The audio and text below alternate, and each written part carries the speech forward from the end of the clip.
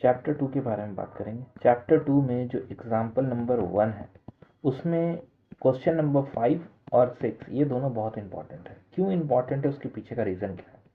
इसमें एक फिगर दिया हुआ है जो कि कुछ इस तरह का शेप बन रहा है और एक फिगर दिया गया है जो कुछ इस तरह का शेप में है। ठीक है, तो हमसे इसमें पूछा है जीरोस के बारे में और क्वेश्चन में लिख दिया है कि किसका जीरोस का बात कर रहा है, पी एक्स का। पी एक्स का जीरोस मतलब एक्स का नाम यहाँ लिखा है, एक्स का नाम लिखा है, इसका मतलब एक्स एक्सिस में कितने बार कट रहा है। यहाँ दिख रहा है ये टच करके जा रहा है, कट नहीं रहा है, मगर जो टच करके जाए या कट करे वो दोनों चीज एक ही होगा। ठीक है, तो यहाँ पे नंबर ऑफ जीरोस जो होगा वो कितना होगा, सिर्फ और सिर्फ 1 होगा। ठीक है, और इसमें जब बात करेंगे तो यहाँ एक कट रहा है, यहाँ 2, यहाँ 3, यहाँ 4, टोटल कितना है 4 टाइम्स, तो नंबर ऑफ जीरोस क्या होगा 4 होगा। क्लियर है। अब कभी कभी ये y पे दे देगा, तब अगर ये लिख देगा पी वाई मतलब पी वाई में 0, तो y एक्सिस में कितना कट रहा है, तो y एक्सिस में देखो एक यहाँ कटा, इसका आंसर भी एक ही होगा, और एक यहाँ कट रहा है तो इसका नंबर भी वही होगा। क्लियर है, तो y एक्सिस और x एक्सिस दोनों का अगर ऐसे देगा सिंगल सिंगल तो ये आंसर होगा। बट कभी कभी ये दे देता है total number of zeros, total number of zeros. ठीक है, उसमें एक्स और वाई दोनों का लेना होता है, तो एक्स और वाई दोनों का लेना होता है मतलब एक्स का पहले निकाल लेंगे और वाई का, दोनों को ऐड कर देंगे 2, एक्स का निकाल लेंगे और वाई का निकाल लेंगे, टोटल 5। बस खाली ध्यान रखना है कि ये एक्स वाई पूछ रहा है कि एक्स पूछा कि वाई पूछा, बस इतना ही ध्यान रखना और कुछ नहीं करना है इसमें। तो ये था हम लोग का चैप्टर 2 का एग्जाम्पल नंबर 1 का एक क्वेश्चन। इसी में एक और है example number 4, fourth number example. Example number 4 में क्या लिखा है, बोला find the quadratic polynomial. Quadratic polynomial किसको बोलते हैं, क्वाड्रेटिक पॉलिनोमियल उसको बोलते हैं जिसमें कि a x square plus b x plus c equal to 0 ये दिया रहा है, इसको बोलते हैं क्वाड्रेटिक पॉलिनोमियल। और एक होता है कि अगर कोई क्वाड्रेटिक पॉलिनोमियल बनाना है, अगर हम लोग को सम ऑफ जीरोस दिया हुआ है, ठीक है, सम ऑफ जीरोस दिया है और प्रोडक्ट ऑफ जीरोस दे दिया है। ठीक है, प्रोडक्ट ऑफ जीरोस दिया है, जैसे कि इस क्वेश्चन में दिया हुआ था sum of zeros and product of zeros -3 और 2। अगर कोई क्वेश्चन ऐसे दे दिया है तब इसमें क्या करेंगे, हम लोग डायरेक्ट बनाएंगे। क्या डायरेक्ट, ये तो हम एक बस फॉर्मेट बताएं। एक्चुअली में अगर सम ऑफ जीरोस और प्रोडक्ट ऑफ जीरोस दिया रहेगा तब हम लोग ये फॉर्मूला यूज करेंगे, x square minus sum of zeros और x plus product of zeros equal to 0। ये फॉर्मूला यूज करेंगे, इससे क्या होगा एक लाइन में आंसर आ जाएगा। जैसे एक्स का स्क्वायर लिख दिए, सम ऑफ जीरोस -3 दिया हुआ था और प्रोडक्ट ऑफ जीरोस दिया हुआ था 2, तो फाइनल आंसर हो जाएगा x square plus 3x plus 2 equal to 0। बस यही काम कर देना, हो जाएगा आंसर। एक और उपाय है, क्या उपाय है, एक और उपाय होता है कि अगर सम ऑफ जीरोस दिया हुआ है तो उसको लिखते हैं -b/a और प्रोडक्ट ऑफ जीरो को लिखते हैं c/a। ये एक फॉर्मूला है, तो इस फॉर्म के हिसाब से हम लोग इसमें डायरेक्ट पुट कर सकते हैं। कैसे, यहाँ पे ध्यान दो कि जो वैल्यू हम लोग लिखे हैं उसमें नीचे में इसको इक्वल टू -3 कर देते हैं, नीचे कुछ नहीं मतलब 1, यहाँ कितना है 2/1, तो a का कंपैरिजन करेंगे तो a का वैल्यू कितना आ रहा है 1, मतलब यहाँ पर जब हम लोग बात करेंगे तो a की जगह में 1 लिख देंगे। b का वैल्यू कितना आया, b का वैल्यू आया 3, तो b की जगह में कितना लिखेंगे 3 लिख देंगे, और c की जगह में कितना आ रहा है 2, तो 2 लिख देंगे। Final answer x square plus 3x plus 2 हो जाएगा। ये भी एक कंपैरिजन वाला फॉर्म है जिससे कि हम लोग का ये वाला जो आंसर आ रहा है और ये जो आंसर आ रहा है वो दोनों सेम ही आएगा। दोनों तरीका है, अगर फॉर्मूला याद हो जाता है ये वाला तो इस फॉर्मूला को यूज करेंगे, नहीं याद होता है तो फिर ये वाला याद करना होगा, इससे भी हम लोग इसी फॉर्म में पुट करके निकाल सकते हैं। ये था एग्जाम्पल नंबर 4। नेक्स्ट बात करेंगे हम लोग एक्सरसाइज 2.2 का क्वेश्चन नंबर 1 का थर्ड नंबर क्वेश्चन। ये क्या, ये मिडिल टर्म फैक्टराइजेशन होगा। कैसे, क्वेश्चन में पहले तो लिखा हुआ 6x का स्क्वायर -3 -7x, ये क्वेश्चन लिखा है। बट एक चीज ध्यान रखेंगे, क्वेश्चन का जो फॉर्मेट होता है वो एक ax square plus bx plus c का फॉर्मेट में होता है। अगर इस फॉर्मेट में नहीं है तो लाइन है, जैसे कि इसमें नहीं है। कैसे, bx तो बीच में है यहाँ पे, कोना में यहाँ पे, साइड में दिया गया, तो इसको हम ऐसे चेंज कर देंगे, 6x² minus 7x minus 3 this is equal to 0। अगर ऐसा चेंज कर देते हैं तो क्या फायदा होगा हम लोग को? हम लोग जानते हैं मिडिल टर्म ब्रेक करने का मतलब क्या होता है, फर्स्ट और लास्ट को मल्टीप्लाई करना। फर्स्ट और लास्ट को मल्टीप्लाई करना मतलब 6 इंटू 3 कर देना, 6 इंटू 3 करेंगे 18 आ जाएगा। 18 का एलसीएम लिया जाता है, मिडिल टर्म ब्रेक करने का मतलब यही होता है। 2 से करेंगे 2 9 ज़ा, 3 से करेंगे 3 3 ज़ा 9। अब हमको जो क्वेश्चन दिया गया है उसके हिसाब से 6x² तो ठीक है, बट ये जो 7 आ रहा है 7 में क्या करना है, एक ब्रैकेट लगा के लिख देना है। ये 7 की जगह में ये जो ब्रैकेट लगाए वो लिखेंगे। और आखिर लिखते क्या है इस 7 की जगह में, इसको सॉल्व करेंगे। सॉल्व करने का मतलब कुछ ऐसा करेंगे इसको इंटू या सब्ट्रैक्ट या प्लस या माइनस करके जिससे कि 7 बने। तो हम ध्यान देंगे हमको 2 नंबर चाहिए जिसको प्लस या फिर माइनस करके क्या लाना है, 7 लाना है। तो 2 नंबर देखो ऐसे हो सकता है, 3 3 ज़ा 9, 9 में से 2, 9 माइनस 2 7 आ रहा है। और कोई दूसरा ऑप्शन नहीं है, 3 2 ज़ा 6 करेंगे तो 6 प्लस 3 तो ये तो 9 बन जा रहा है। हम लोग को लाना 7 है, तो 7 लाने के लिए क्या किया हम लोग, इन दोनों को मल्टीप्लाई करके इसके साथ माइनस किए, मतलब लिखेंगे 9 माइनस 2। अब लिखने के बाद इसको लिख देंगे 6x² minus 9x plus 2x और माइनस में 3 इक्वल टू 0।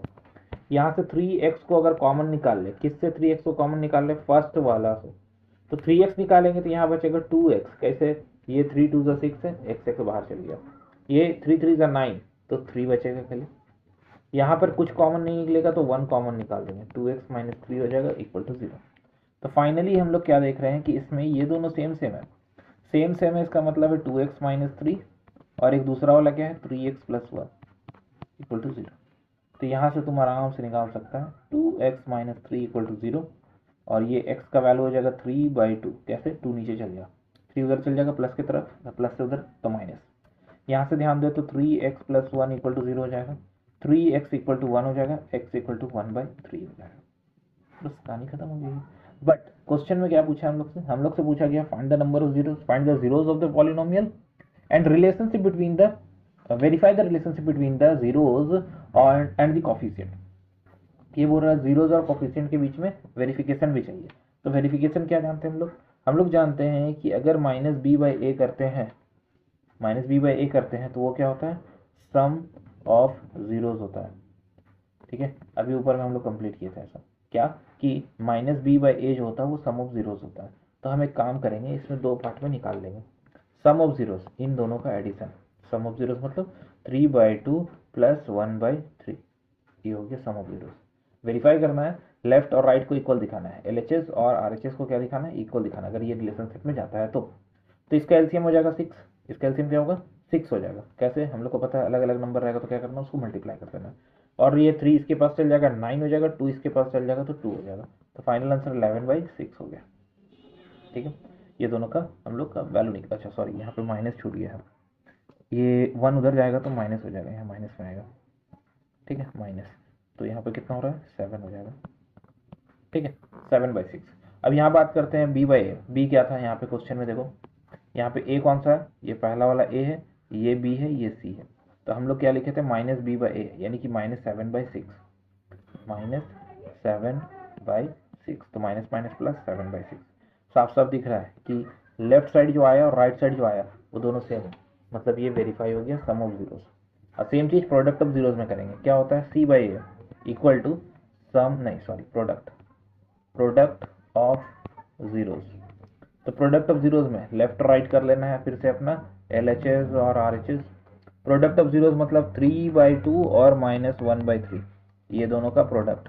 यहाँ साफ साफ दिख रहा है हम लोग को कि कटेगा, क्या कट रहा है, 3 कट गया, -1/2 हो गया।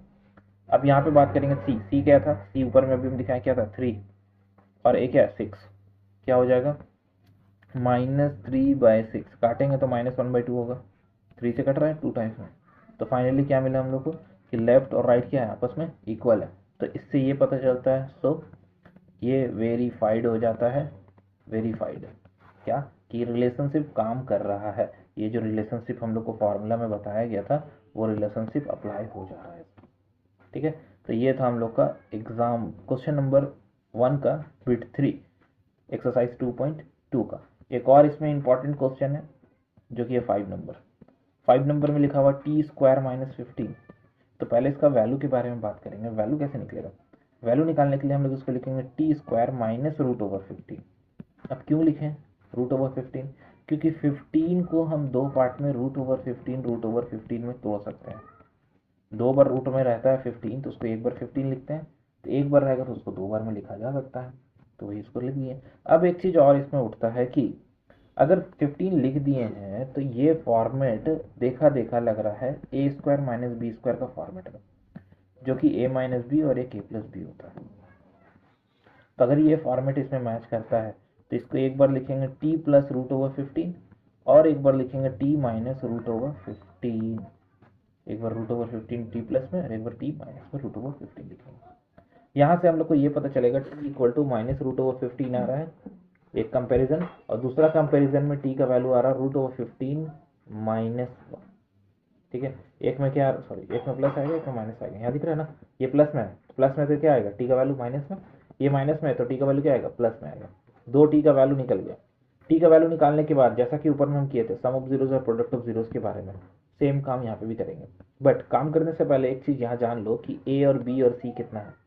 ए का वैल्यू यहाँ पर 1, बी का वैल्यू 0। क्यों? क्योंकि यहाँ पे टी है, टी नहीं, टी नहीं तो बी 0 हो जाएगा। और सी का वैल्यू कितना है? सी का वैल्यू -15। ठीक है, अब हमको जो आंसर आना है वो इसी से देख के निकालेंगे। सबसे पहले हम जानते हैं कि माइनस बी बाई ए क्या होता है? Sum of zeros. Minus b by a क्या होता है? Sum of zeros. तो जीरोस क्या है? दिस एंड दिस, तो ऐड करो, minus root over 15 plus root over 15 कितना आया? 0। दोनों कट गया ना, तो 0 आ गया। ये लेफ्ट साइड बना है, ठीक है, लेफ्ट अलग अलग बनाना है, एल एच एस अलग बना, सॉरी एल एच एस अलग बना यहाँ पे, और ये आर एच एस।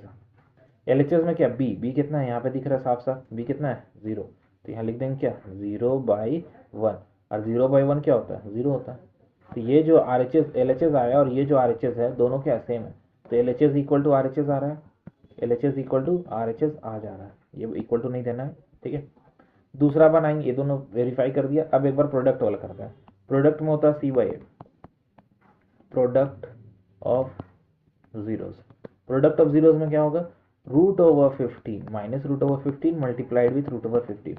जैसा कि ऊपर जब बना रहे थे तभी बोले थे रूट रूट में रहेगा तो एक बार लिखाता है, तो माइनस प्लस माइनस हो गया। अब सी के बारे में बात करें तो सी का वैल्यू कितना है? क्वेश्चन में ही लिखा हुआ है, सी का वैल्यू है -15 और ए का वैल्यू कितना है? 1। तो ये तो -15 ही आ रहा है। जैसा हम बोले हैं कि एल एच एस अलग बनाना है और आर एच एस अलग बनाना है, ये हम यहाँ लिख के दिखा रहे हैं मगर बनाना अलग अलग है। ठीक है, क्लियर है? तो अब अलग अलग बनाए, दोनों सेम आया, तो फिर से वही बात, L H S is equal to R H S आ रहा है।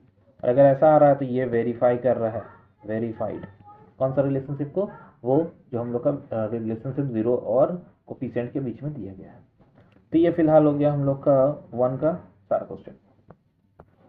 क्वेश्चन नंबर 2 पे हम लोग को पहला नंबर क्वेश्चन जो कि बहुत इंपॉर्टेंट है, 1/4 और -1 लिखा है। ये क्या है?